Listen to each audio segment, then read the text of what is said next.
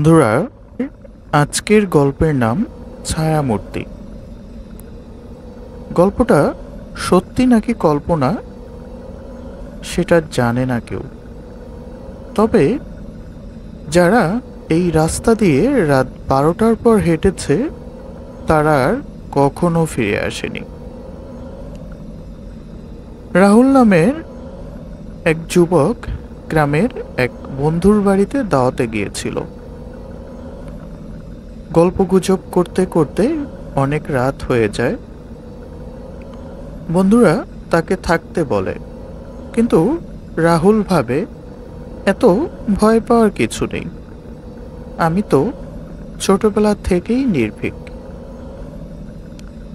রাত তখন 12টা, চারপাশ একেবারে নিস্তব্ধ। রাস্তার এক পাশে কবরস্থান, অন্য পাশে বাঁশঝাড়। রাহুল এগিয়ে যেতে লাগলো। কিছুক্ষণ পর সে খেয়াল করে তার ছায়া দুটো। এটা কিভাবে সম্ভব? সে ভাবতে লাগলো।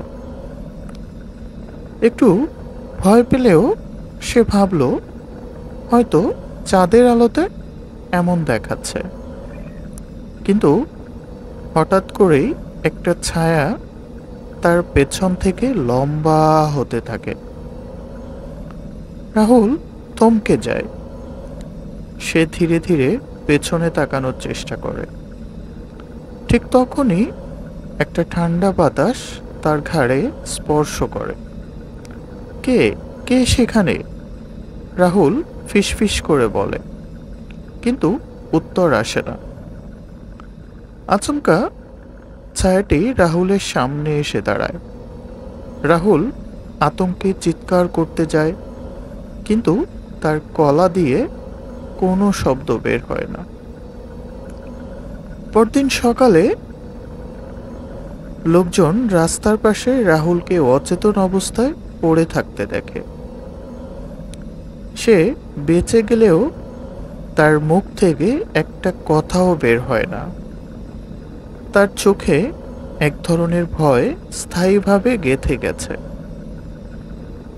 গ্রামের বৃদ্ধরা বলে, এই রাস্তার ছায়া যদি কাউকে ডাকে তাহলে সে আর আগের মতো থাকে না। হয়তো রাহুলের সাথে সেটাই হয়েছে।